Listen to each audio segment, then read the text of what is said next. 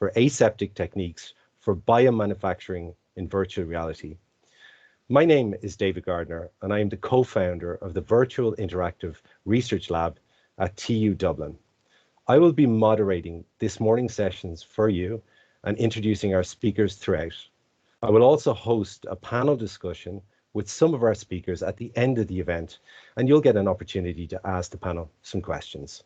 We have a nice lineup for you this morning, which will include a welcome address from Susan Costello, Network Manager at BioPharmaChem Skillnet, followed by our first guest speaker, Paul Healy, Chief Executive, Skillnet Ireland. We'll then have our next guest speaker, Matt Moran, Director, BioPharmaChem Ireland. And following on from that, we'll have our keynote speaker, Alex Gibson. And Alex Gibson is the Assistant Head of the School of Marketing at TU Dublin. He's the founder of the ARVR Innovate Conference and Expo. He's an advisor in VR and AR to Tech Ireland and presenter and podcaster of the Persuaders radio show, to name just a few things. So Alex is a busy guy, and he's going to talk to us about virtual reality for training. We're going to also have a demonstration on the day. So Dr. Brian Vaughan, the founder and director of the Virtual Interaction Research Lab at TU Dublin. We'll also then get two users to share their first-hand experience of the program. So we'll welcome Michelle McKinney and also Maria Przybylo. Coming near the end of the event, we're going to have a panel discussion with questions and answers. And again, this is your chance to interact and ask your questions. So we would advise that. And finally, we will finish up with a closing statement from Susan Costello. So without further ado, I'm delighted to welcome our first speaker, Susan Costello, Network Manager at BioPharmaChem Skillnet, who will give this morning's welcome address. Many thanks, and I hope you enjoy. Thank you, David. Good morning, everyone. I'm delighted to welcome you this morning to the launch of our virtual reality programme on aseptic techniques. As the biopharmachem sector begins to embrace immersive technologies, we identified the potential for virtual reality to address some of the known key challenges in aseptic processes that are high risk and time consuming in the training of biopharma technicians. Viral at TU Dublin were able to provide the expertise required to transform the concept of a virtual reality programme into a reality. Dr. Brian Vaughan and the team in TU Dublin ensures that the process ran seamlessly and we're in a position to advise, adapt and reinvent when required. The programme wouldn't have been possible without their expertise and the support of Skillnet Ireland, BioPharmaChem Ireland, along with the expertise and time that industry members gave to articulate the needs around this training for the sector. So I must say a huge thank you to all of them. The use of immersive technologies in learning and development is something that has been discussed around the tables over the last number of years. So we are delighted to have Alex Gibson with us today to discuss the implementation of immersive technologies in training. We're really looking forward to the demonstration of the programme by Brian Vaughan and sharing this new and exciting project with you. We hope you enjoyed the morning, and I will see you later for the panel discussion. Over to you, David. Thank you, Susan. Next up, I'm delighted to welcome Paul Healy, who is the Chief Executive of Skillnet Ireland. Paul, over to you. Thank you. Thank you. And if you could ask, just bear with me for 1 minute until I share a desktop. Thanks.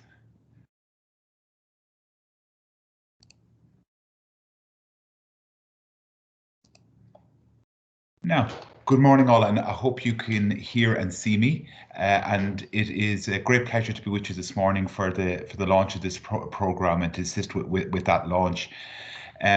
Look, I thought by way of context, it might be helpful to frame this program in the overall context of Skillnet Ireland, what our areas of focus are, what our priorities are. I'd like to talk for a little while just around our statement of strategy that we launched in November of 2020. It's an ambitious and expansive strategy, and I just want to share to you some of the ambitions that we have enshrined in that strategy, and working together with our industry partners and with government, what that might look like. And just to give you a sense of what we will prioritise in this year and the types of challenges and opportunities that we're focused on in 2021. And lastly, just some comments on this wonderful programme and this great launch of this programme that we have today, and to share some of our observations in Skillnet Ireland around it. So about 10 minutes or so, it's the time allotted to me for this, and I'll hand back over to our moderator, Dave. So look, firstly, just thinking about these critical areas of focus for us at Skillnet Ireland, we are a government agency, but very much a public-private collaboration, very much enterprise-led to our core and our philosophy, working alongside businesses, working alongside employers to determine, what are the core implications, the big challenges that they're working on, and what all of that means for talent. So the 4 kind of pillars of focus for us, beginning with the first one, which is around FDI and digital. So, we have a very significant role in supporting the talent agenda, the demand for skills, for high-end skills, for medium-skilled skills, low skills, whatever it may be, for the FDI client base here in Ireland. It's really important work that we do. We do it across technology sector, the medtech sector, of course, the BioPharmaChem sector, really important sector for us, and other key sectors where we have a strong FDI base. So working alongside those major companies, those significant employers, determining what talent, skills needs and demands that they have both now and into the future, and then working together to provide those solutions. Another key area of focus for us is the digital agenda. And we don't so much talk about digital skills, although they're the output of what we do. We talk more about digitalization and the digital journey, and working with businesses to understand where that organization is, what they want to do and achieve in terms of their own strategy, and what are the digital implications and the digital journey that arises from that, and working with firms to advance their digital agenda, whether that is in new products, whether that is in new markets, whether that is in enhancing efficiencies, the lean and so agenda and so on. So a really important focus of what we do very much in the digital space. Then moving on to what we're calling, sustainable businesses. So we have very strong positions in the green economy, to use that term, particularly in sustainable finance, in renewable energies, in clean water, in sustainable construction, etc. And we are building out our presence in sustainable businesses, very much with a focus on the SME world, and contributing to Ireland's commitments under its climate action plan and under the UN sustainable goals that we have adopted. So it's a major area of focus for us, is skills for the green economy, I suppose, in plain English, and working with businesses to be sustainable, so we can be a low carbon and sustainable economy going forward. The third key area of focus for us is around SMEs. We have deep roots and deep heritage of the SME sector in this country. In any given year, we support north of 15,000 small firms, but very much focused on the innovation and the productivity agenda in our small firms. They employ 1.3 million people in our country. They play a massively important role, particularly in regional employment. And it's important that our SME sector remains as competitive as possible, and the people that are working in the SMEs, that they are competitive too in terms of their skills, in terms of their career prospects, and so on. So supporting SMEs on that journey to be more productive, more innovative, to carve out new markets, new products, and so on, a key part of what we do. And finally, to our fourth pillar, which is really what this launch today speaks of, which is around fueling innovation.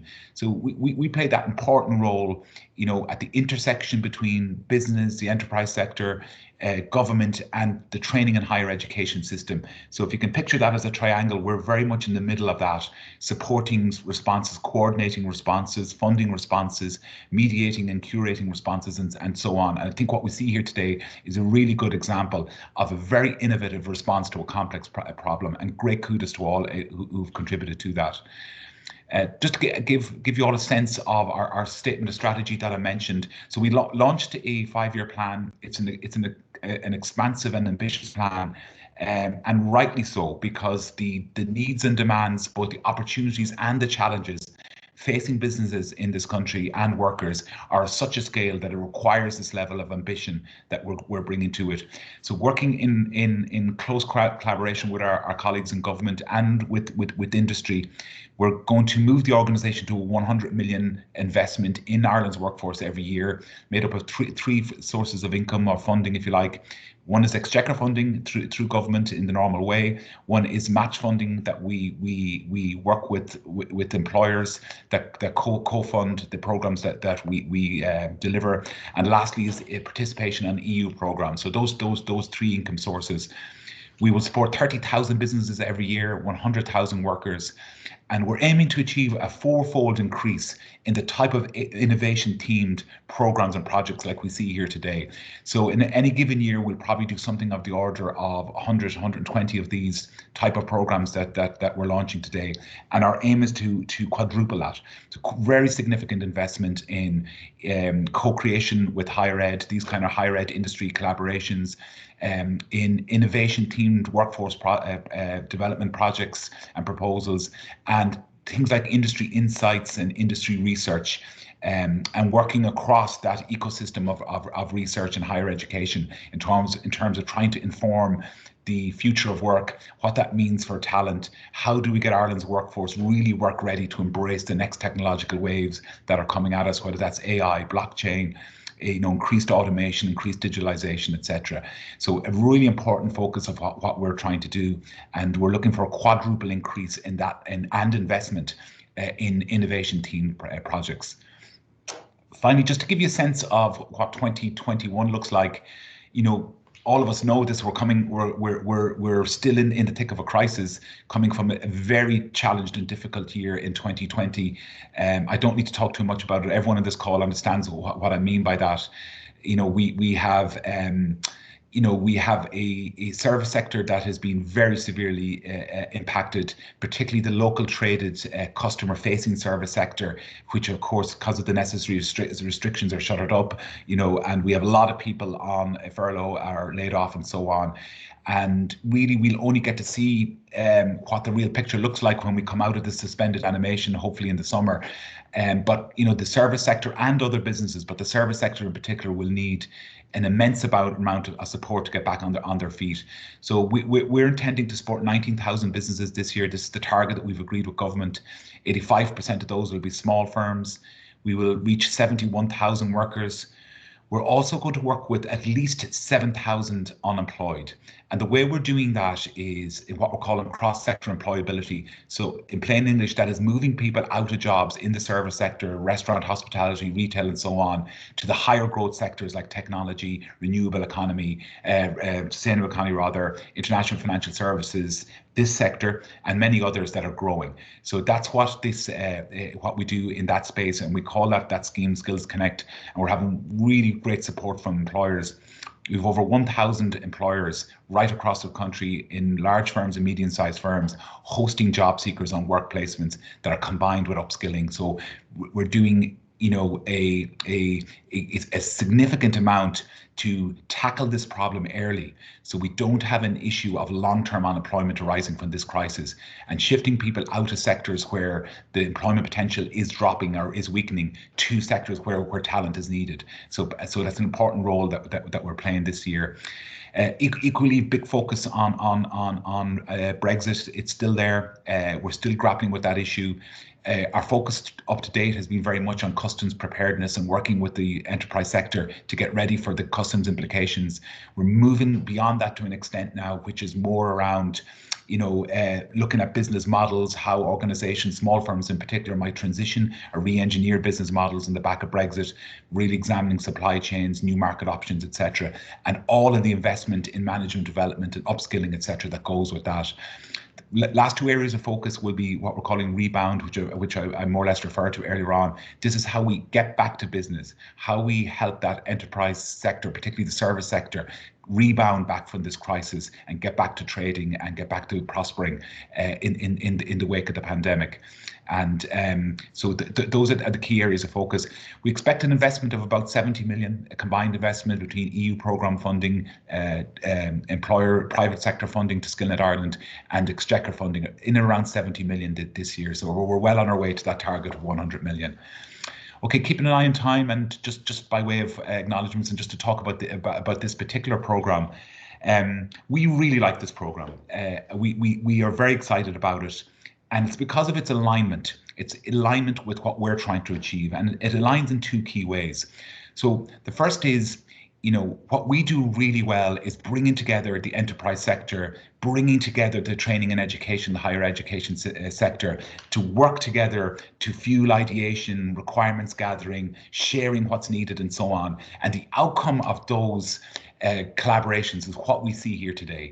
So we're really pleased with what we've seen and how this program has developed. The other theme that it talks to is this question of the digitalization, or the leading edge learning technologies. That's what we're seeing here. So we're seeing a program here that is adopting leading edge virtual reality and applying that to a core business process, a core business function, but doing it in such a cost-effective way. So from my understanding, the disruption to business and traditional type training for these type of skills is very significant, and moving it to a VR-based platform and all of the benefits that gives, that's really aligned with the work of Skillnet Ireland. So yet again, great commendations to all who have been involved in that. So just by way of thanks, I want to begin with a group of very important people and very significant people. So Skillnet Ireland is supported by a volunteer army of 700 steering group members, serving on the 70 Skillnet steering groups the length and breadth of the country. And the BioPharmaChem Skillnet is no different. So these are people giving huge leadership to the talent agenda on behalf of their sector, serving for free, giving their time for free to serve on the Skillnet. And I want to talk about the BioPharmaChem Skillnet steering group in particular, starting with Mark Meehan, its chair, Claire Daly, Michael Callanan, Tom Nyan, I think is on the call here, Shane O'Driscoll, Noel Kelly, Fergus O'Brien, Melanie White, Aileen O'Driscoll, and Donica Ryan. Thank you very much for everything that you're doing, and great kudos yet again for your inspiration for this program and for coming up with it in the first instance, and then working of course with our colleagues in TU Dublin. I want to talk about TU Dublin. We have multiple collaborations with TU Dublin, and this is just yet another one. We have a deep relationship, long-standing relationship, and we've found TU Dublin consistently to be responsive, to be enterprise-led in their approach, to be willing to work with us, and to really challenge themselves. And I think we're probably seeing another example of this here today. I want to also just talk about BioPharmaChem Ireland and our colleagues in IBEC, to thank Siobhan Dean, Siobhan Hennessy, Brendan Kellett, and of course Matt Moran, who's the promoter of the BioPharmaChem Skillnet, plus the other roles of course that Matt serves. And lastly, Susan Costello, for the great work that you have done, Susan, on this program. So overall, really aligned with our ambitions, with our objectives, what government is trying to achieve, also in terms of supporting the FDI sector, but also on lifelong learning, developing the skills of those working in the BioPharmaChem sector, and adopting cutting edge learning technologies that the way that you're doing here. So thank you one and all, and with that I'll hand back to Dave.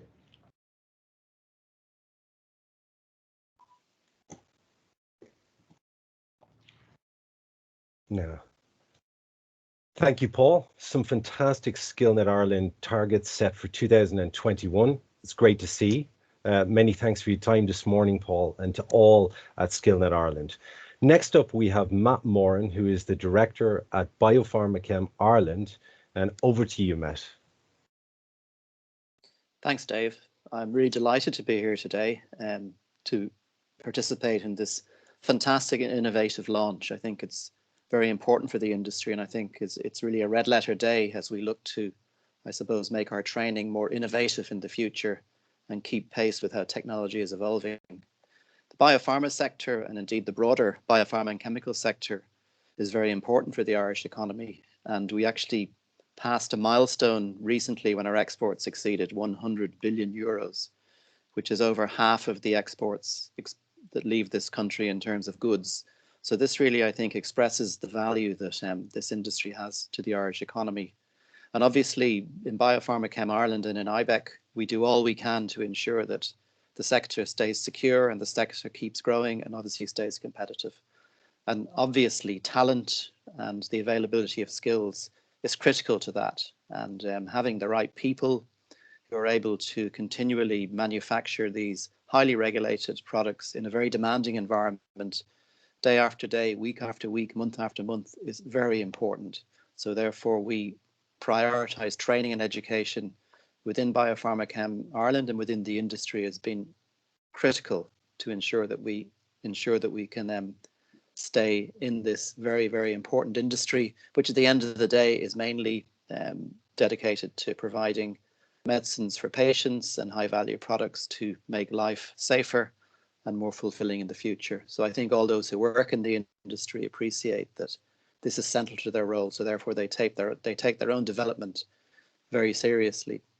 And obviously we see learning and development evolving all the time. And the days of just being sent on a training program are long gone. Now we talk about lifelong learning, innovative learning, employee well-being, employee retention, providing fulfilling and inspiring careers for all those who work in the industry, for all our colleagues who work in the industry.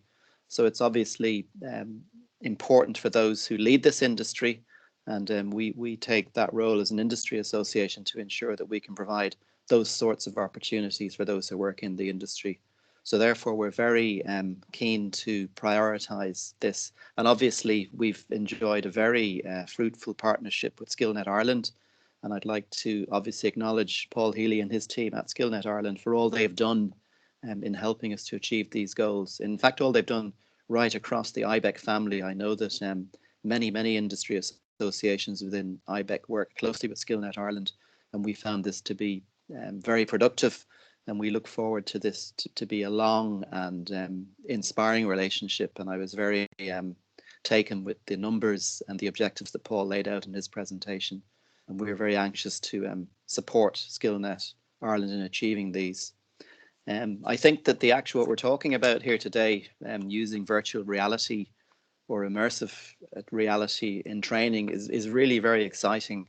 And I think huge credit has to go to the BioPharmaChem Skillnet, to Susan Costello, Brendan Kellett, Tommy Nyan, Mark Meehan, Siobhan Dean, who works for BioPharmaChem Ireland, and many others I know who've worked to bring this, I think, quite innovative idea to something which is practical and something that works and something that can have, we believe, real impact on training and development in our sector in a very demanding part of the industry, which is in a former life I worked in myself, which is that whole area of aseptic and sterile processing.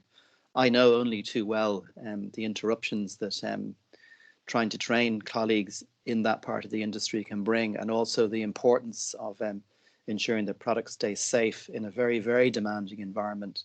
And I think that it's a natural application of this technology. And I'm really looking forward to seeing how it works. It's cost effective, it's easy to use, and a lot of thought has been put into developing the program. And I think that it's going to have a great impact. And obviously this could not have been done without the work from TU Dublin. BioPharmaChem Ireland have enjoyed a long relationship with TU Dublin as well. And I think that their laboratory and which is dedicated to this sort of technology has a lot of impact to make in the future. And I suppose maybe I'll finish off my few comments to say that we really look forward to developing this technology further and finding other applications for it. I think that it reflects the impact of technology generally in the biopharma sector. And obviously central to our own industry strategy is the importance of digitization of all components of how we manufacture and develop chemicals, drugs or medicines. And using this, using these advanced technologies to enhance the training and development of colleagues, I think is a bit of a no-brainer.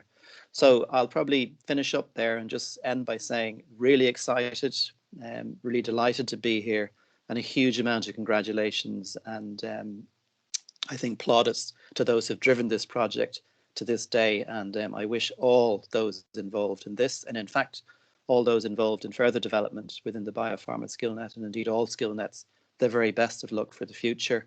I think that we're entering a very exciting environment. I think that COVID-19 has, I think, made us all think more innovatively about how we conduct our work and conduct our business. And I think to some extent it's fast-tracked the impact of technology into our sector. And we look forward to embracing the learning points that we've, I think, taken from that. And I think we look forward to a brave new future, a brave new world. And best of luck to all who will be involved, and thank you again, David, Susan, and all for asking me to be with you on this important day. Thank you, Matt, and thanks for taking the time out to be here with us all this morning. Now, it's time for our keynote speaker, my colleague and someone I work quite closely with at TU Dublin, Alex Gibson. And Alex is a senior lecturer and the assistant head of the School of Marketing within TU Dublin. Alex, over to you. Thank you very much, David. Let me first of all share my screen with everybody.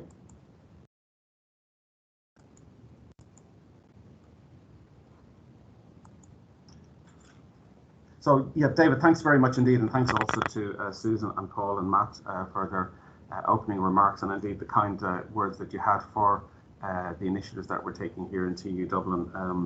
I know that shortly you'll hear also from my colleague Dr. Brian Vaughan in terms of the specific program demonstration, but it's probably worth mentioning at the outset that myself and Brian and others work very closely together, not just in terms of working the viral interaction research lab, but also in terms of curriculum development. And we have a number of programs that we're running currently across both our schools, including programs up to CPD level, which seek to, as it were, bridge the gap between both the technical skills need, which there's very, very strong evidence in the marketplace, but also the commercial dimensions to these immersive technologies. And I suppose that's my own background. I'm assistant head at the School of Marketing, and my own interest in this area very much stems from how these technologies can be commercialized.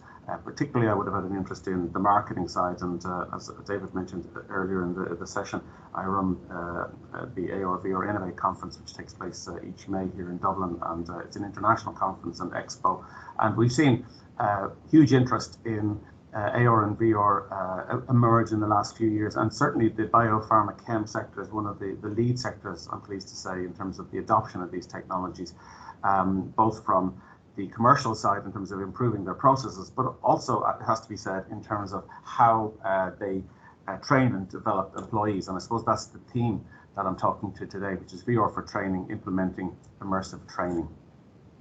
So let me just give you a quick outline in terms of the structure of the presentation this morning from myself.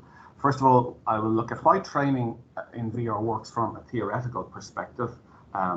And the data from this, I think, is growing all the time in terms of how effective it works. I will also share with you a video mashup, as I'm calling it, where I spent some time the last few days looking on the internet and YouTube for some good examples, and have created a mashup, as I call it, of some of the best examples, both hard skill development and soft skill development in terms of VR, particularly with, as much as I could, a bias towards the BioPharmaChem sector. We'll then move on to look at some research data on the effectiveness and efficiency of VR in training. I think those two words are important, and I'll come back to them later in the presentation. Obviously, in life and in business generally, it's more important to be effective than efficient, as in it's more important that we achieve the goals, but to do so in a cost-effective way, cost-efficient way is also extremely important. And I guess a lot of the academic and indeed practitioner studies around VR are increasingly looking at this dimension, and it's something that I hope we'll get a chance to discuss later in the Q&A session as well. And then towards the end of the presentation, I will look at some pointers for best case deployment. So just very briefly to contextualize this, today we're going to focus on the right-hand side of this continuum, which was first introduced back in 1994 by academics Milgram and Kishino. So we're focusing today on the virtual environment, but it is worth noting that when we talk about VR, it's one part of a continuum that's often called immersive technology in the broadest sense. And on the left-hand side, you have the real world. On the right-hand side, you have a virtual environment where there's a high, indeed sometimes complete degree of immersion from the real world, as it were, up to all your five senses are, as it were, adjusted.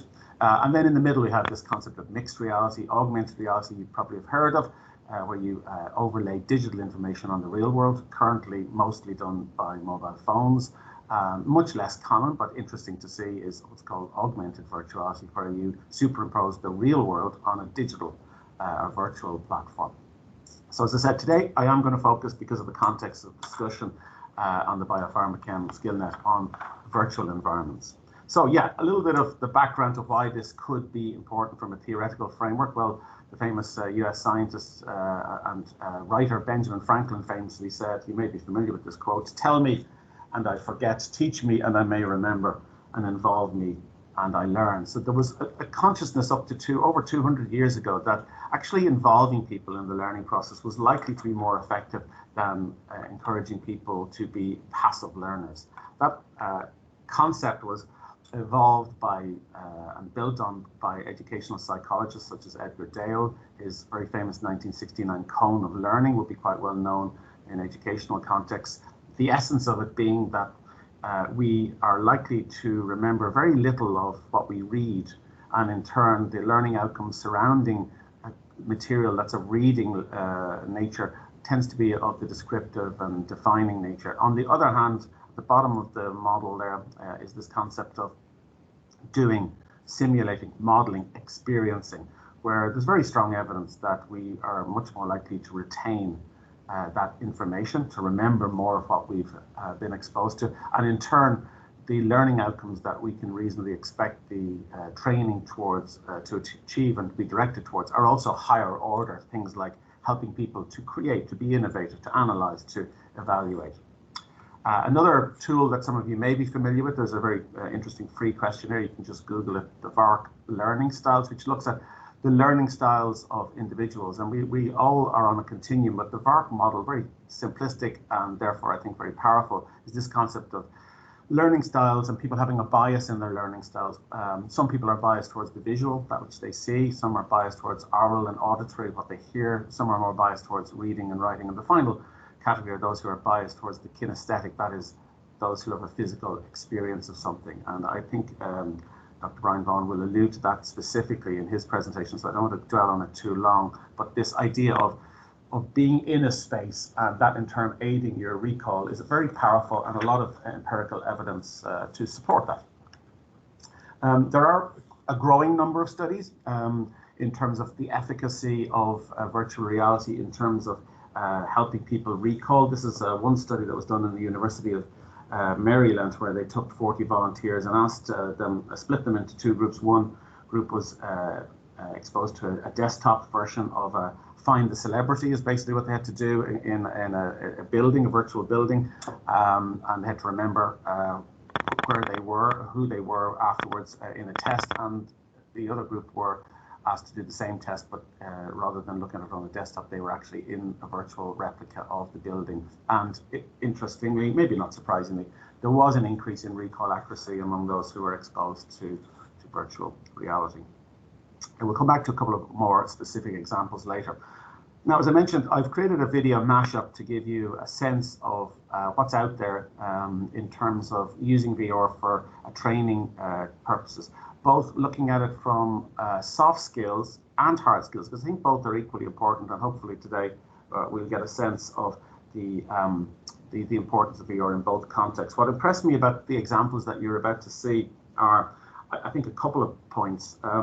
Number one was how VR was really engaging for the learner, and that was something that comes loud and clear in the testimonials. And also, and watch out for it as you see a couple of the examples, the role of data analytics in all this, the ability to actually assess and give quick feedback to learners. So I'll play the video now, and we can move on after that. It's about 4 or 5 minutes.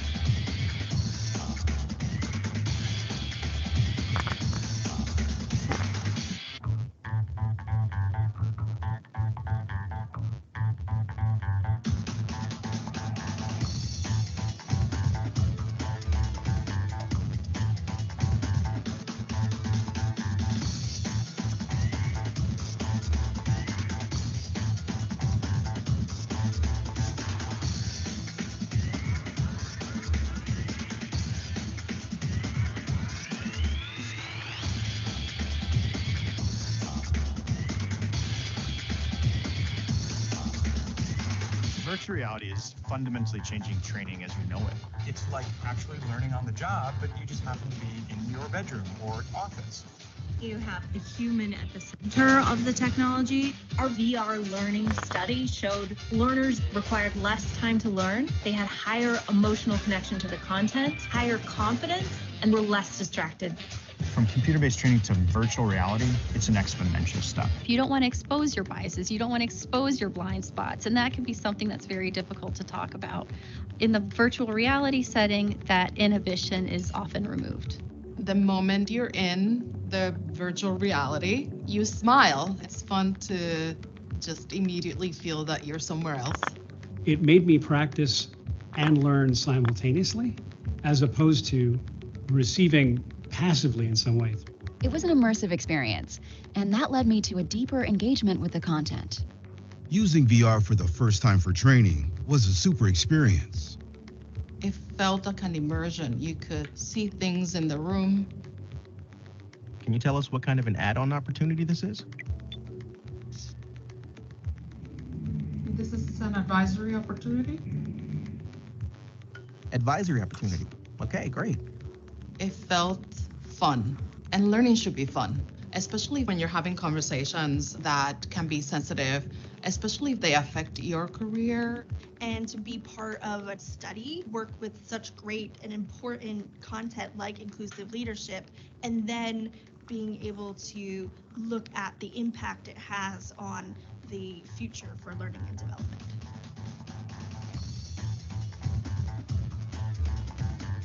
Okay, so hopefully you found that interesting and give you a good overview of some of the ways in which VR can be used both for soft skills and hard skills. Accenture have done a lot of work in this area. I'll come back to them later in the presentation. They're probably the lead consultancy who work with companies in the deployment of AR and VR, and so they've published a lot in this. This is a screen grab of a conference I was at a while ago myself, and you can see quite a lot of data there to take in, but effectively what this is showing from the various clients that they work with, that VR as a training tool is working in a number of different ways in terms of reductions in training time, sometimes quite significant uplifts in the extent to which learning is taking place. But also, I think really importantly, a couple of other factors. One is large reductions in travel costs, and obviously in the COVID era, that's a factor as well. That's a kind of a push factor towards implementation of VR in some organizations, much more in the US, I think it's fair to say, than here. But also, and really importantly, that the training is delivering higher levels of guest satisfaction, and that in turn obviously drops down to the bottom line, the commercial benefits of virtual reality, with higher levels of guest satisfaction for those guests who interact with staff who've benefited from VR training initiatives. So in terms of applications for training and development in terms of hard skills, some of them are depicted in that video there: operating new machinery and equipment, executing new processes, and dealing with emergencies, particularly the context in which there's some degree of risk or hazard involved. Obviously, it's a no-brainer in a sense, the extent to which VR allows you to do some training initiatives that previously would have been very abstract reading from a paper manual or looking at some desktop video, for example. The cost of human error is really significant, and it's a big driver for why we do training in the first instance. A study that was done just a few years ago by General Electric and ServiceMax among 450 decision makers in 4 countries, UK, US, France, and Germany, found that, in fact, up to 17% of all business failure could be attributed to human errors rather than software or hardware malfunctions, hence the need for really strong investment in training initiatives around this area. One or two sort of contextualizing ones that are quite current: Oxford Medical Simulation. Because of the COVID emergency, obviously a lot of medical staff, including nurses, but also retirees, were needed back in the workforce.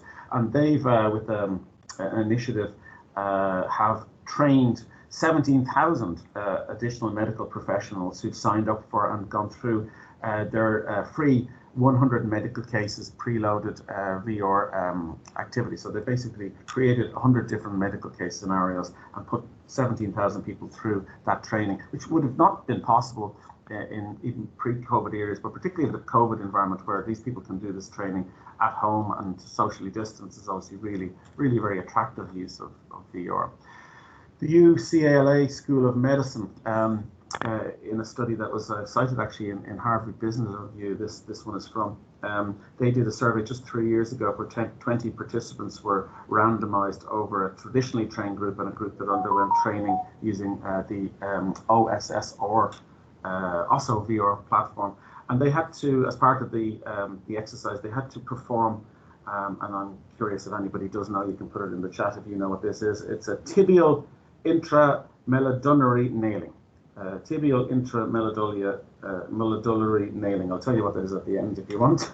But basically they had to use virtual saw bones to do the procedure. And what's interesting is that the participants who used the VR virtual reality headsets did so 20% faster than the traditionally trained group, and perhaps more reassuringly for us as a potential patient, actually they completed 30% steps more correctly than the procedure-specific checklist. So they were more accurately following the procedure-specific checklist. That shouldn't surprise us, by the way, because if you think about it, the way a lot of training has traditionally been done, it's people working off and switching between their line of vision and a screen, or sometimes a physical paper manual, for example. And there's a lot of errors as a result of that when you're switching your gaze. Whereas if the prompts are in your line of sight, whether it's in virtual reality or augmented reality, you can see the benefit, and reduced error is one of the positives as a result of that.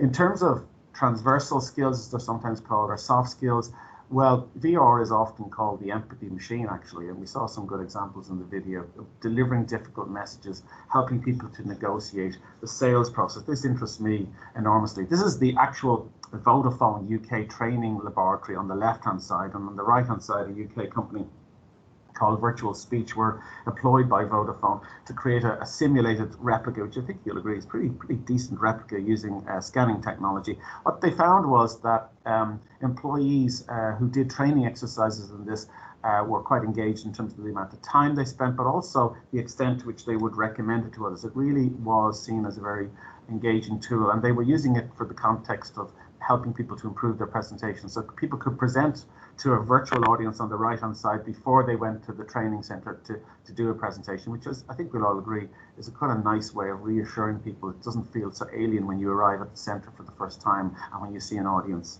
in front of you. So the benefits for that are things like helping people have a much more realistic sense of what the environment that they're going to be presenting in. There's lots of different scenarios that you can involve, and really importantly, real-time performance analytics. They've built in an artificial intelligence tool, so it can even give people real-time assessment without the need of an actual trainer on such things as the speed of talking, their cadence, the tone, emotional connection, eye gaze, are they looking at the audience? All of those things can be built in to the VR training to give people critical feedback in real time, and they can go and practice again and again and again relatively easily, which would be very difficult to do in a real classroom context. I think we can agree.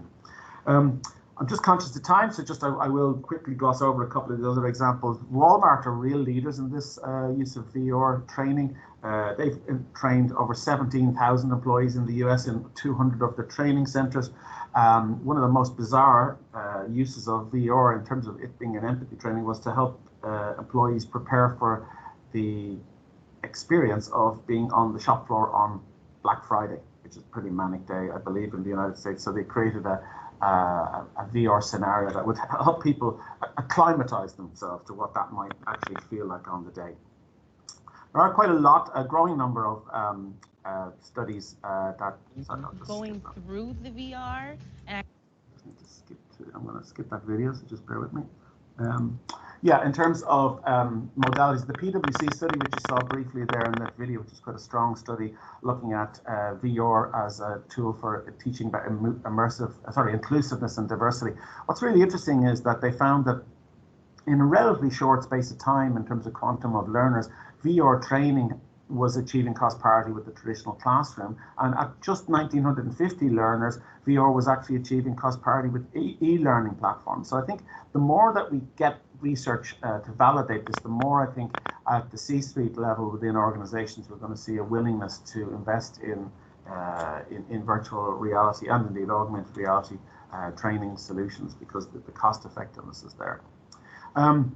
There isn't a huge amount of research in terms of VR and AR training in terms of the continuing professional development, it has to be said. There was a fairly big study done last year by Accenture in association with the CIPD in the UK, and they did find that on-demand, anytime, anywhere learning is still quite unusual.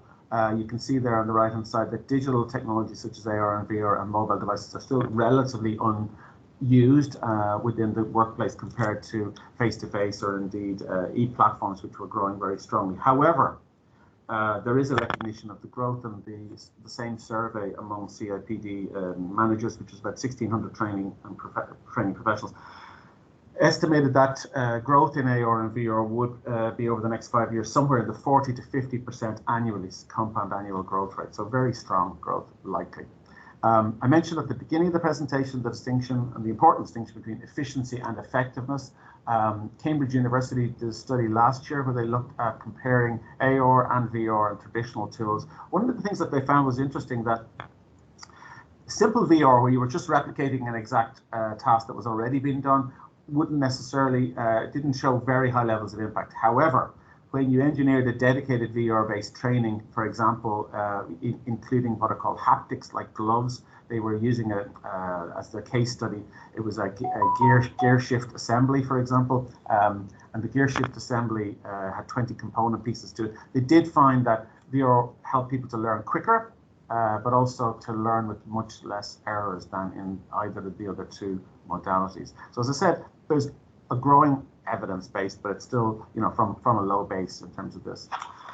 In terms of optimum deployment, what is the literature telling us about how we can use this technology? Well, it's telling us, first of all, that we really need to have meaningful use cases. That's why I think this BioPharmaChem initiative is so valuable, because it's giving, as was alluded to already, and I'm sure we'll hear shortly, it's really giving us an insight into how VR is actually useful in a learning environment.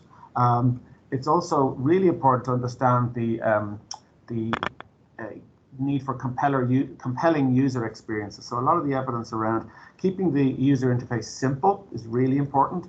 If you can build multiple participants, even in a virtual environment, it seems to be some evidence that that's a growing area and growing trend. Not much of it out there just yet, but I think we will see a lot more of it. Protocols are really important, obviously around safety at the moment in COVID, and hygiene of the headset is really important, but there's this huge area which we may allude to later in terms of data and recording of data, people in virtual environments, etc. Using the right technology is really important, and some of the innovations in terms of VR headsets have been truly amazing in the last number of months, never mind years. So I think we're seeing the unit costs of those coming down and the performance levels increasing in the opposite direction, which is great to see. I do think we'll see more and more use of haptics. That's things like haptic gloves, where you can sense something that you're holding. I think that the evidence seems to be that does enhance the learning. It does make people feel more real for people. Another area probably to watch is, and the headsets are getting more and more efficient in this, would be eye tracking technology, because eye tracking does allow you to understand how people are operating and moving within a 3D space, what prompts they're paying attention to, what ones they aren't, etc. And ultimately, and very importantly, is the idea of analytics being at the core of all of this. You know, we are tracking every aspect of the person in the learning environment in the way that in a classroom environment we just don't have the scale or scope to do so. So it's about using those analytics productively, particularly where they can be in an automated feedback to participants. I think there's a really big opportunity in the future. People, I think, will really appreciate the opportunity to get quick, immediate feedback and to allow them to repeat the learning experience quickly on their own time frame.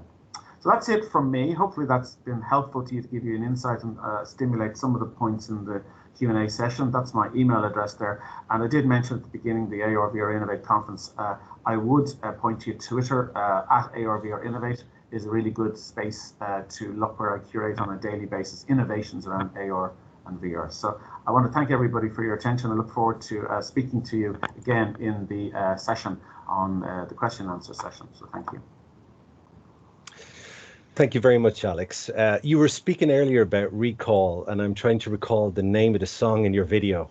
Very catch up, and I might follow up with you later. Have to come back to me on that one, yeah. Yeah. So you can see from Alex's video what is currently out there in VR for training purposes. This brings us nicely to our next speaker, Dr. Brian Vaughan. Now, Brian is the founder and director of the Virtual Interaction Research Lab at TU Dublin. And Brian's going to take us through a demonstration of the TU Dublin built aseptic techniques for biomanufacturing in virtual reality program. Brian, over to you. Thank you, David. So you should all be able to see my screen there. I am going to talk you through the thing we actually built. So the training device that we designed and built with Susan and Brendan, and lots of great feedback from industry. So I'm the head of the Virtual Interaction Research Lab. We're an applied research lab. We've worked with various industrial partners, including Intel, Guinness Storehouse, in developing augmented reality and virtual reality applications. This one is particularly interesting, and I'll talk through a little bit. I won't spend too long on it because Alex has talked a little bit about it, but I want to just mention it in the context of what we're doing. So this is the actual training device. This is what we designed for. It's the Oculus Quest 2. There's no computers needed, no wires. That's it. You pop it on your head, off you go. You've got two controllers and everything is designed for that headset. It's portable, it's mobile, it's essentially a very powerful mobile phone on your face that allows you to have these deep, engaging, immersive experiences. So the goal of this was to build an immersive and engaging aseptic training experience for trainees to complement existing training regimes. And this is important because one of the questions we're always asked is, oh, are you going to replace training regimes with, this magic headset? And the answer is always no. It's a tool, it's a very powerful tool, but it's a tool that augments existing regimes. It slots into workflow, it slots into training programs. It doesn't replace. It's very good at certain things. It's not great at other things, but it does work fantastically well with existing training regimes. So the app itself has three main components to it. The first component and the second component are learning modules. Basics of microbiology, just to give trainees a little bit of a refresher on the basics of microbiology, on viruses and bacteria and dust and all the other kind of things that you might find in a clean room, and then contamination sources. What are the main sources of contamination, and more importantly, how can you prevent these? And this sets them up. This primes them for third module, which is practical exercises. And there's three of those. The first one is clean room gowning and hand washing, where they go through a gowning process and they follow all the steps, and they've got to wash their hands for the required amount of time and follow all the steps. Then they have a kind of spot the error task where they're put into a clean room environment, and there's a number of errors in the clean room and they have to spot them and tag them. And then there is an isolator task where you have an isolator filling line, and there's some basic tasks to do in that. And I'll show you pictures and videos of all these. So this is designed so that the learning primes them for these practical tasks. Alex alluded to these and talked about these, but I want to talk about them here just in the context of this. Why is virtual reality useful? It's the question we're always asked.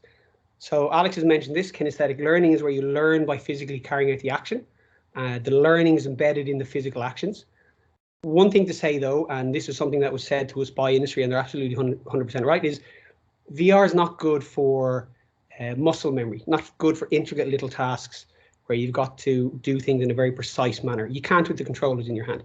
What it is very good for is embedding standard operating procedures and processes that go along with those intricate movements. Situated learning is also vitally important, and this is where you put learners in authentic situations to learn from doing and engaging in a virtual community practice. So by building these virtual environments, you're essentially building a virtual community of practice, because the environment and the virtual application can feed information back to you, can give you feedback about how you're doing. It can either be as you're doing it and saying, no, that's wrong, you can't do it, or in the case of this application, you can progress to the next step until the previous step is done, in which case you get very positive obvious feedback to say, yes, this is done, and you can continue. The other aspect, and this is a really important and interesting one, is what's known as cognitive distance. And this is, I suppose, the distance between the abstract 2D learning space and the 3D application space. So going from, say, a manual over to a complex piece of machinery, applying that, 2D imagery and text and everything else, conceptualizing that in your mind and applying it to a real context, a 3D object. So that's what's known as cognitive distance. And even actually researchers found even the distance between the learning material and the application of it will affect the cognitive distance. So if you have to, read your learning material on one side of the room and apply it on the other side, that has an effect as well. So with the concept of cognitive distance, if you can have your learning and training material right where you need it, it reduces that right down and makes you more efficient. The fourth thing is it's engaging and it's safe. So as you'll see with some of our tasks, we've got the isolator. You can throw things around the isolator. You could blow the isolator up, nothing's going to happen. You'll get a warning up saying, hey, you're moving too fast. You're not supposed to move this fast, or please don't blow up our isolator, but nothing happens. So it's safe and it's engaging. And this is one of the things that we found is that even if it gets people engaged in thinking about the research or the training, that's a win as well, that people get a little bit more enthused than they might say in using traditional methods. One of the things that it's very good for as well with the approach we take is this idea of tacit knowledge, because you can take your standard operating procedures, you can follow those to the letter, but as most of us know, it's really important that you understand the experience and the knowledge that experienced trainers have, that tacit knowledge that isn't explicit, that is under the water, that they know as experienced trainers. And through engagement with them, through engagement with industry, you can embed some of that tacit knowledge in there to give it a little more of an in-depth, more detailed training experience. So you can provide more deeply engaged feedback, and this interaction with industry really allows us to embed that into the training applications. Alex talked about this as well. We've actually found this with our own research, is that virtual reality is really useful for retention of information. So emerging research and our own research, published research, has shown that you don't necessarily learn more, but you retain it for longer. So we found this with virtual applications for language learning, that participants retain the information for a lot longer. And that's been corroborated by other studies from MIT. And this is something that's emerging with virtual reality learning in general, is that it's the retention that's the really important part, and that people seem to really retain the information for longer. And the other thing is, well, it reduces anxiety. Our own research has shown this, that when people are working in virtual environments, there's a reduction in anxiety. They're not too concerned about making mistakes. You can make a mistake, restart, off you go again. You can make a mistake, get some feedback, it's not a problem. There's also, in some cases, a motivation to learn, an increasing motivation to learn. Less anxiety, you're a little bit more motivated to learn, make your mistakes, understand why you made the mistakes, try not to do them next time. So it provides a less stressful environment to practice and, more importantly, fail in safety. So let's talk about the actual thing we built. So the first module is the basics of microbiology, and everything starts off in this learning environment. We designed this application to be as modular as possible. So if someone come along and said, you know what, could you add this into it? Could we have this learning? Could we have that learning? Absolutely. We can drop it in, we can drop the material in, and it'll add to it. We don't have to pull everything apart to add one little thing to it. We can attach things onto it like Lego bricks. So this is an example of just some images from module 1, basics of microbiology. You've got your kind of learning material that's kind of condensed down into the clearest form that it possibly could be. But then the most importantly is you have 3D models of the elements that we're talking about in this case, different bacteria that you can click on to get additional information. So you have that kinesthetic aspect where you have the learning material, but you can actually physically move and interact and get even more feedback from the material that's there. So I'll just show you a video. Very short video is the kind of thing that I hope you all get to try, because the impact is really amazing when you try it as well, because the immersion makes a huge difference. But the video gives you an idea of some of the content. So this is the modular learning space. So over at the side there, you saw we have a console. We can add in a console with, other screens, other information. All the main modules are accessed here on these screens here, and all the learning content is accessed there. Person can move back and forth quite easily. There is a navigation menu attached to your controller. You can call at any stage. So you always know where you are, and you always know that you can move backwards and forwards through the material at your own leisure. So if you want to spend longer in one section, you can. If you want to go back, you can. Module 2 is about contamination sources and prevention. So this is where learning material about kind of construction of clean rooms and why that's important, and HVAC and the filtration systems are there. You have a 3D model there, an interactive 3D model of, you know, a clean room with an outline of the HVAC system there. We have some 3D models of humans with all the kind of main areas on humans that cause contamination, places like hair and face, you know, particles from the hair, dust, dirt, residue, even things like makeup, and then clothing, contamination in clothing. And this is setting people up to help understand the importance of the gowning procedure and why everything must be followed clearly and precisely. So this is, again, just another short video. So all the models are interactive. What you see there is a model of a clean room, and just you've got little animated characters walking in. And the idea behind that is, because part of the learning material is around, you don't ever break maximum occupancy. So be aware of signage and don't break maximum occupancy. And you can see a little model there, just a little animation illustration. You got the walking man there just illustrating, like, you know, correct movements, slow movements. You can click and engage with him further, and he can do some hand actions to show you the general kind of speed of movement you should be having, that you shouldn't be moving very quickly or speedily in clean room environments. And then a model of someone gowned up. And this appears then in the practical modules as you're going through it. You'll see them in the clean room to represent other personnel who've kind of gone through the gowning process. So you see here, this is just another video, but you can see the menu, that blue menu that pops up. Here's the interactive elements where you can interact with the models to click and understand where the main sources of contamination on the human body come from and where they are. And the learning material explains how you can mitigate these and why these are problems. Module 3 then is the kind of practical exercises. And the first one is the gowning environment. And you go through a number of different rooms following different steps in order. So you can't go through it without completing each step in order. So you can't exit the room until all steps have been done. And you get some very clear feedback as to when you finish a step and when you can kind of move on. So you're guided through it quite clearly. I'll show you a video of this here. This is one of the hand wash scenarios where you interact with the sink and you get World Health Organization video on hand washing and instructions that once that video is finished and once you've watched it, you're then able to proceed, put on your initial scrubs and your shoes and everything else, and can proceed into the next room.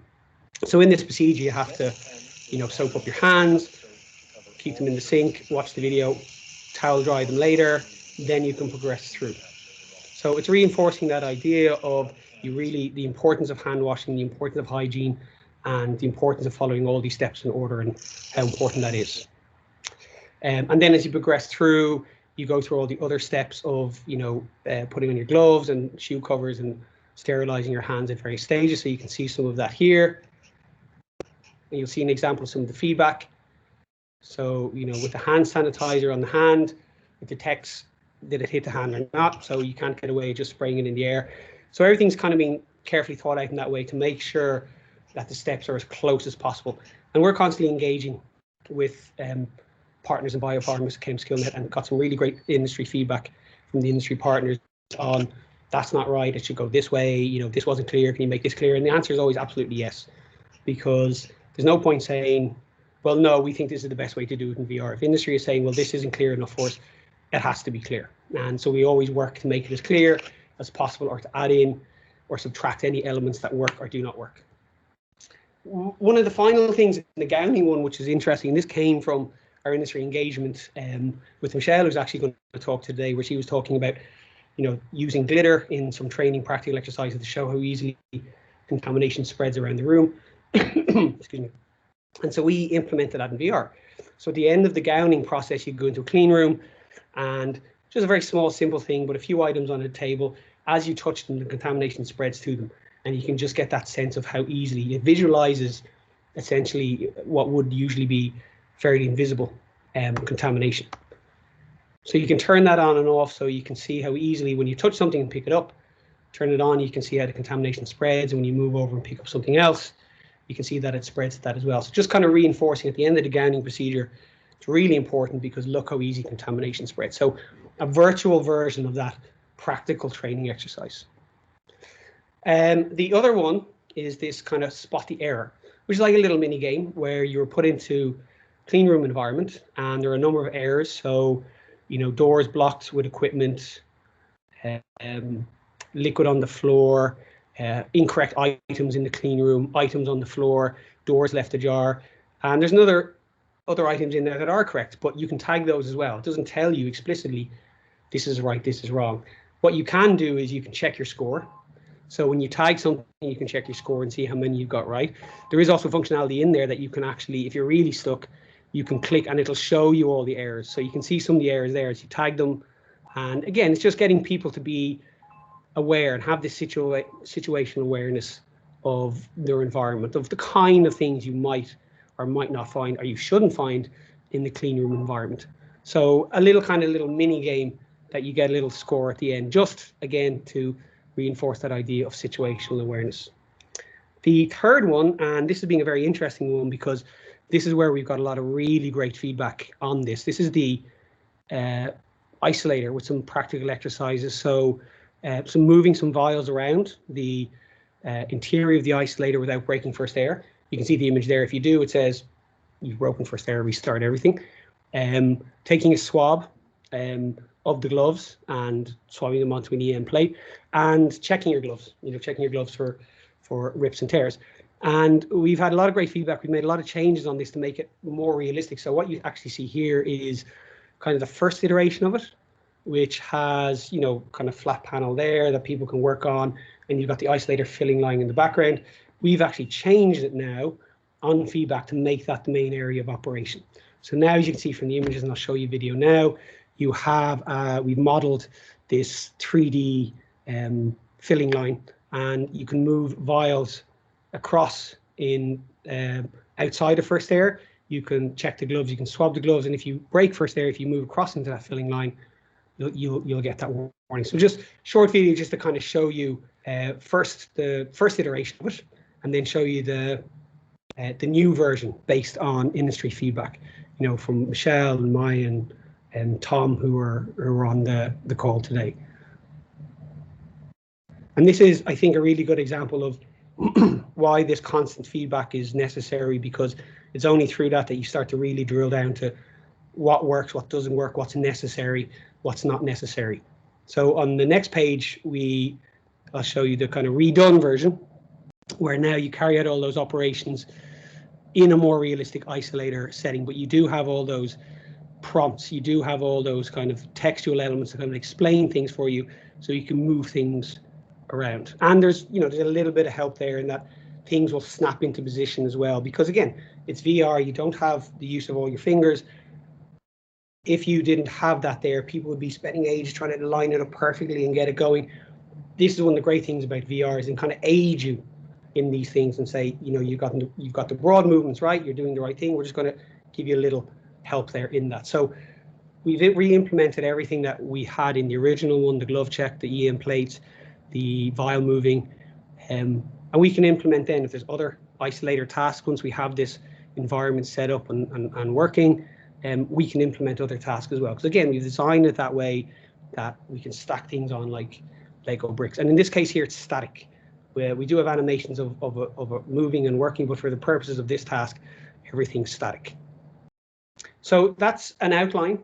I'm hoping you all get to try it because it is a very immersive and engaging experience. But that's just to give you a kind of flavor of what it is, a little bit of background and context of how we approach it from a learning point of view and how important the industry engagement was, and overall how great it was to work with BioPharmaChem Skillnet. So thank you for your time.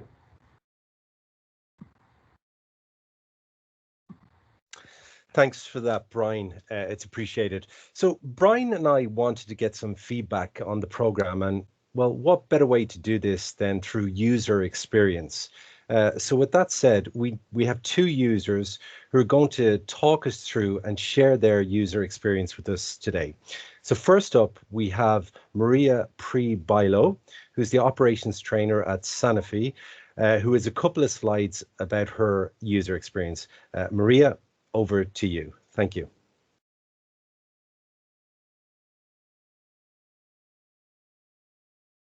Good afternoon, everyone. Can you hear me? Yes, loud and clear. Thanks, Maria. Perfect. Just double check. Thank you very much for inviting me, and I'm really grateful I could take part of that project.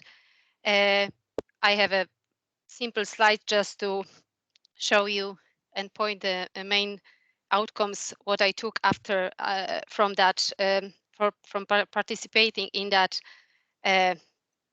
VR project with Skillnet BioPharmaChem Skillnet. Okay, is that visible at the moment, David? Yes, it is. Yeah.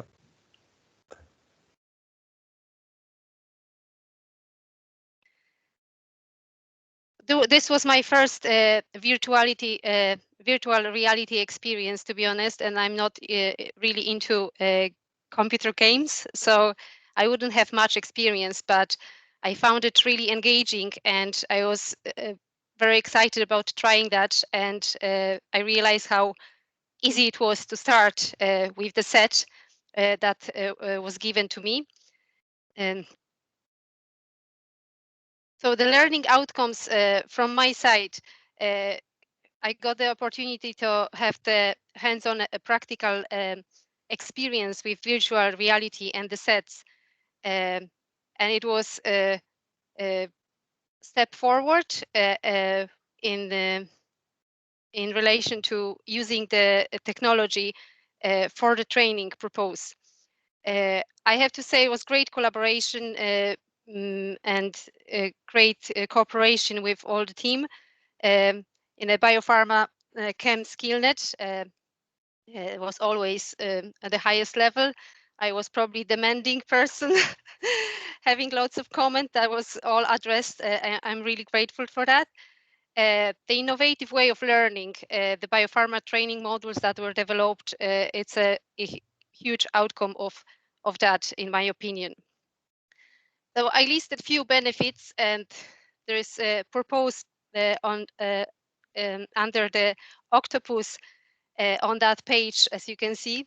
As Alex said before, that VR is working in a number of different ways, and that's how I can see that as the smart animal octopus, and we can use that to cover different training tasks with this.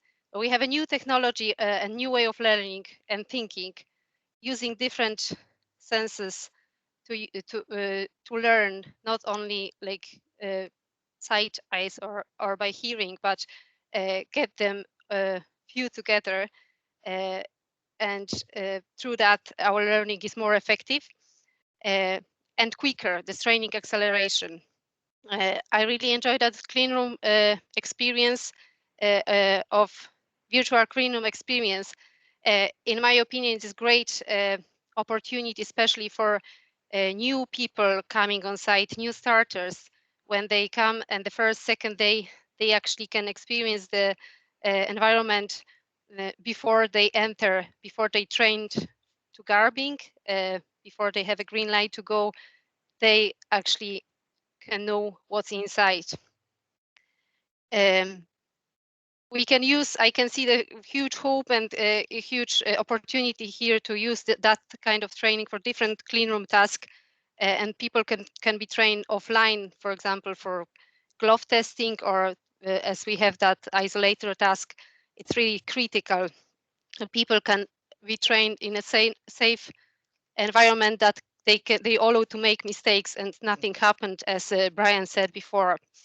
It brings us to human error prevention. We know if we have skilled and trained people, it will prevent the errors happened in the real time, in a batch filling time. I'm very excited about the visual microbial contamination part of the module, because I have a micro background. I previously worked in a QC micro, so that's what I want everyone to see when I train them in hand washing and material transfer, aseptic techniques, to actually visual and see what the action can bring in relation to contamination of the clean rooms. And finally, this reduced risk of the product safety. If we have trained and skilled people before they actually enter the floor, they have that experience, they most likely do less errors during the process. Thank you very much. Thank you, Maria, for your time and for your valuable user experience. Also, I must say the juggling octopus in your presentation was very impressive. Thank you. Next up, we have Michelle McKinney, quality training specialist at AbbVie, who will take us through her user experience. Over to you, Michelle. Thanks, David, and thanks everyone for giving me the chance to speak with you today. I don't have any slides, I'll just be speaking from the heart, so to speak. So our site in Westport has been really interested in the use of VR, both in general, for all the benefits in terms of learning that have already been spoken about, and very specifically in terms of aseptic training. We're all aware of the contamination risks, which we're trying to avoid and mitigate in an aseptic space. And these risks are only highlighted when someone is in their training phase, where by definition, they haven't demonstrated their full competence or aseptic ability. So the possible benefits of VR in such a space are obvious. As Matt Moran said earlier, it's a very natural application of this technology. Personally, as one who designs a lot of e-learning, I have also been very interested in VR as the logical next progression of e-learning. And I've been very keen to get some insight into what it takes to develop VR training, what types of interactions can be completed in a VR environment, and so on. However, both myself and the site had the same challenge in that we didn't have any experience in VR. I'd never been in a VR environment. We didn't have any access to VR technologies, so it's been difficult for us to meaningfully project how VR could form part of our future training interventions. We could come up with ideas for how, but we didn't know if it was actually feasible. So to this end, the Skillnet project has really been a great benefit to our site and a really positive experience. We've been able to experience a really relevant VR training module and get a feel for what's possible, get a feel for what the VR environment itself feels like, and how training modules, including this one and similar to this one, could potentially be integrated into our aseptic training program, and indeed begin to daydream about other training applications of VR. And for instructional designers like myself and other training personnel from our site who trialed the training program, we were experiencing the training module as new learners. So we went through that VR learning curve that new learners on our site would go through. And that gave us really important insights into the supports we'll need to provide new learners with, the teething issues they're going to have, all of which is really important for training teams like myself to begin to logistically plan for how to introduce VR training to the site. Finally, not only has this program provided us with this hands-on experience with the training module itself, but through working with Brian and his team in TU Dublin, it's given us a really good insight into the type of collaboration and support that we could and should expect to provide a developer of a virtual environment. Through the really good collaboration that Brian's already spoken about, we've gotten insight into the types of challenges that will be faced when developing VR training. And all of this experience altogether really would have been impossible for us to acquire without the Skillnet initiative, because while our site is very interested in the potential implementation of VR technologies, you know, in the current climate with so many unanticipated challenges that sites have to deal with, realistically, it may have been several years before we could have had this experience under our own steam. So for that, I'd really like to thank Skillnet for running this initiative and for giving my site the opportunity to participate, to learn, to experience, and in addition to build some really good new connections in the VR and aseptic manufacturing community in Ireland. So thank you very much. And thank you, Michelle. It's very much appreciated for the feedback and your time. I hope you can all get a good idea thus far of what is possible in virtual reality training. This leads us nicely on to our panel discussion, where you'll get an opportunity to ask the panel your questions. So without further ado, I'm going to reintroduce our speakers and we'll begin the panel discussion. So Susan Costello, who's the Network Manager at BioPharmaChem Skillnet, Alex Gibson, Senior Lecturer and Assistant Head of the School of Marketing at TU Dublin, Brian Vaughan, the Founder and Director of the Virtual Interaction Research Lab at TU Dublin, and Brendan Kellett, Program Coordinator, BioPharmaChem Skillnet. So hopefully everyone can see all our panel speakers. I think we're good. And I'm going to kick off with our first question. So how do you integrate virtual reality into your current training regime? Brian, do you want to kick off possibly? Yeah, no, it's a good question, and it's one we're always asked about, and that's why I kind of mentioned in the presentation is that it's about kind of understanding current training regime, using this kind of qualitative method, and this is why I think TU Dublin is so good at it. You know, we have a range of expertise, and you know, one of my qualifications a long time ago was in sociology, and sociology is all about talking to people, finding out about people, getting information from people. And one of the things we always do is just ask, what are the problem points? What are the issues? How would you see this working? As opposed to going, here's a solution for, we're not really sure what the problem is, but here you go off and find it. It's very much about addressing clear issues that people identify in an industry or in a particular context and designing based on that. Very good. Very good. Brian, in general, what is VR not good for? It's not good for very detailed, fine-grained muscle memory. You know, we've done stuff, you know, with Intel and you know, a lot of very complex machinery, and you just cannot replicate the very fine-grained actions that you carry out with your hands and body in complex, important, safety-critical environments. So what it is good for, though, is augmenting that, so that when people do go into those environments and they are learning those experiences, that they have a very clear understanding of all the standard operating procedures, of all the steps that need to be done, so that that's one less thing that they need to worry about. So rather than going, okay, what do I do? Okay, it's this, and now, okay, that they're really focusing in on those core competencies that, you know, is what makes them good at what they do, is that they have that ability, they have that knowledge, they have that understanding, and they have that physical skill, because it is a physical environment.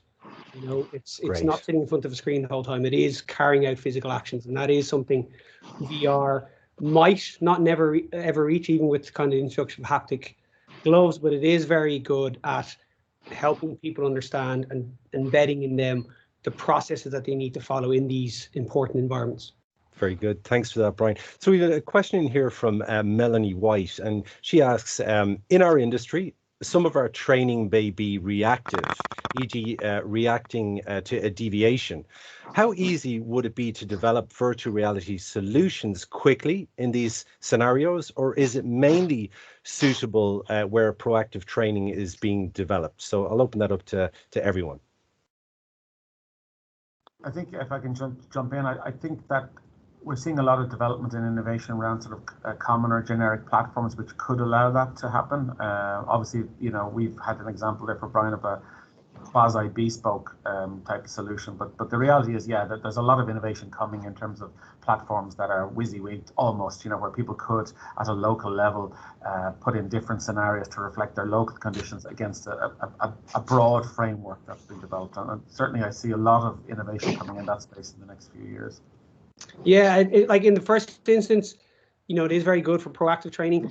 If you have an incident where, you know, it needs to be reactive, if that is something that's happened a few times, or you think, look, this is an edge case, but it's a really important edge case that we have to be trained for, this is something that you can then build in and almost make it proactive. So by way of example, one of the kind of VR simulations we built was for operating room fires.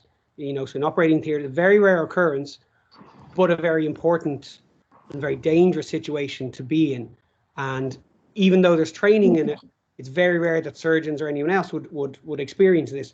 So it's very important that they get a sense of what actually it's like and what happens in that environment. So even though that would be a very rare case, that training is still there to help them when it does occur. So if something is happening and it is reactive, luckily, like Alex said, the technology is getting easier and simpler to use all the time. And, you know, in our particular case, we've made it modular. So with a little bit of work, but not a huge amount of work, you can add stuff fairly quickly and deploy it fairly quickly as well. You know, you're not talking weeks or months, you're talking possibly days or weeks, depending on the level of work. Very good. Alex, it was mentioned earlier how the recallability of information may be enhanced via virtual reality training. What do you attribute this to? That's coming in from Kevin. Yeah, thanks, Kevin. I think both myself and Brian have alluded to that in terms of there's a lot of educational research and educational psychologists. The process of almost being kinesthetic in the experience, it has been proved to help people's recall. I don't know if any of you have been in these experiments where sometimes people give you 80 random, well, let's say 50 random objects and ask you to try and remember them, and it's almost impossible to do it. And then the trainer will basically ask you to construct a narrative in your mind, to imagine all of those 50 items being used in a story. It can be as crazy a story as you want, but I presume many of you may have done so, and it's quite amazing how high people's recall is, because they are asked to recall something in a narrative that's a story, where they're viscerally experiencing something. And so that's the principle that's at play here. Very good. And secondly, he asks, what do you think might be the key challenges with respect to getting widespread regulatory acceptance of the new technologies in highly regulated environments? So it's a great question, Kevin. It's a great question. I don't have an easy answer, because, you know, one thing we do know is that technology tends to move at a faster pace than the regulators. That's the first thing I would say in all of these instances. Yeah, there's clearly a lot of jeopardy potential here, you know, in terms of we were mentioning there about you're creating a lot of data as people are in virtual environments.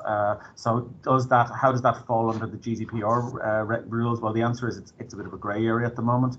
You've got potentially massive lawsuits if you use virtual reality as a therapy, which is becoming very popular for people who've got mental health challenges. But if it goes horribly wrong, who's at fault there? So there's a lot of problems. I don't have an easy answer to you.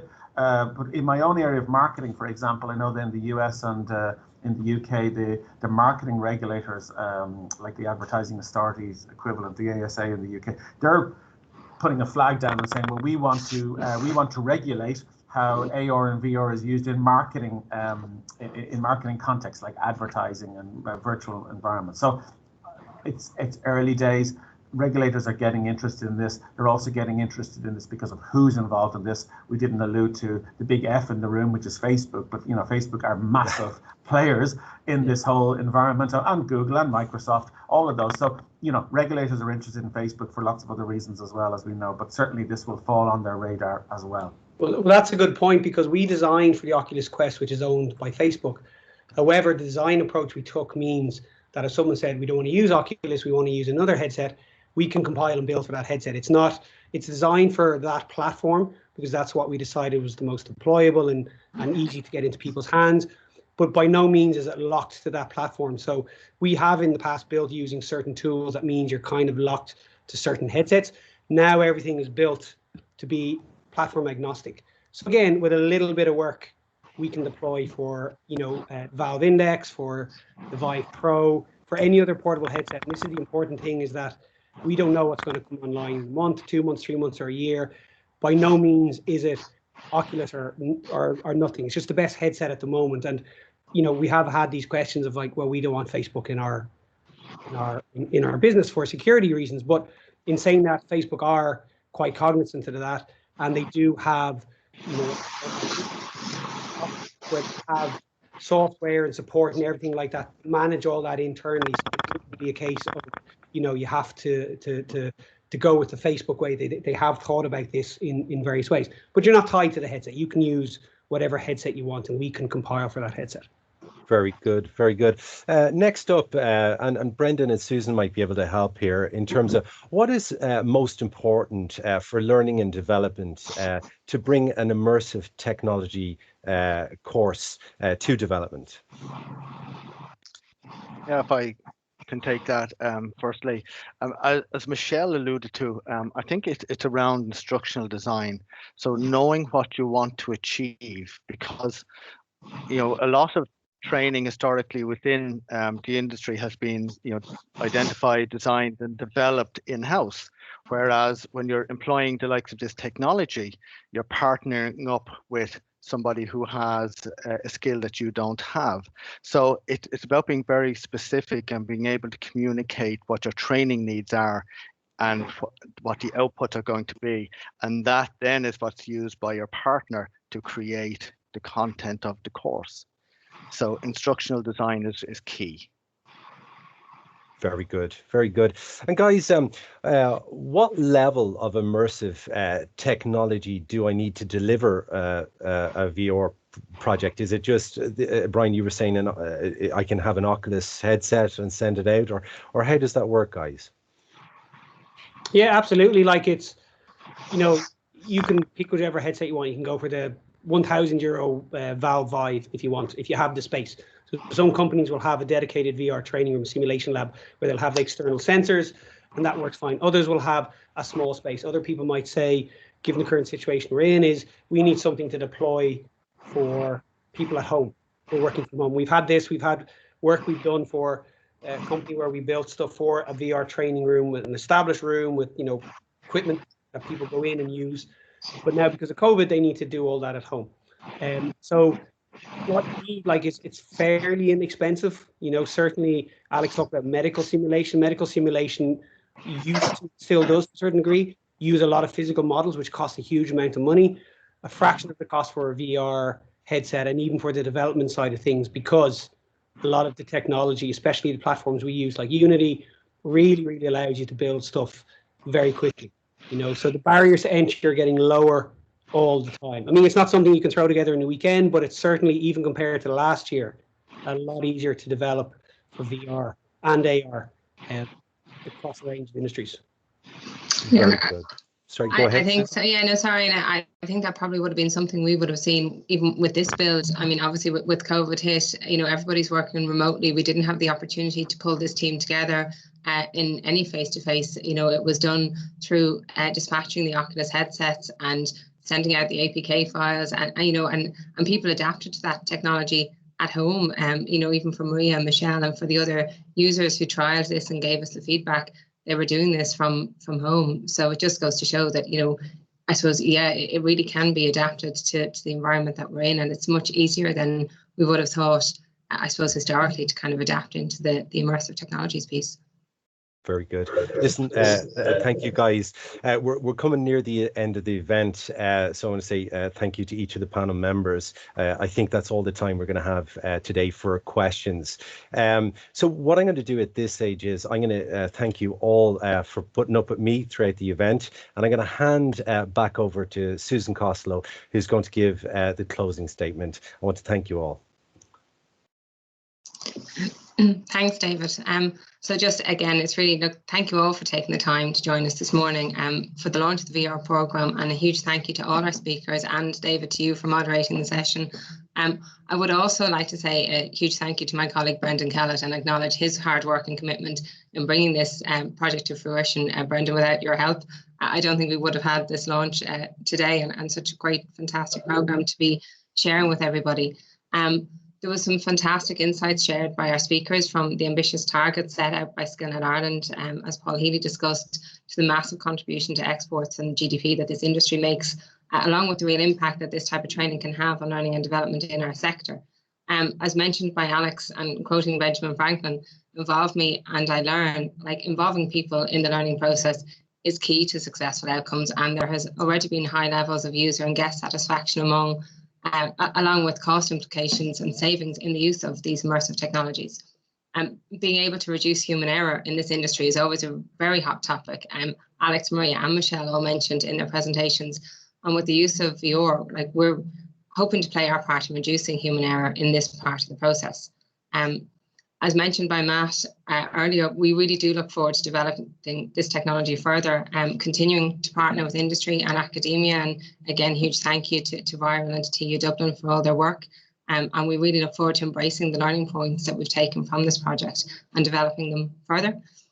So really just to close off, the programme will be available to industry at the end of March through ourselves, BioPharmaChem Skillnet. I'll circulate my contact details with the recording of this event. And if you have any questions at all, please don't hesitate to get in touch.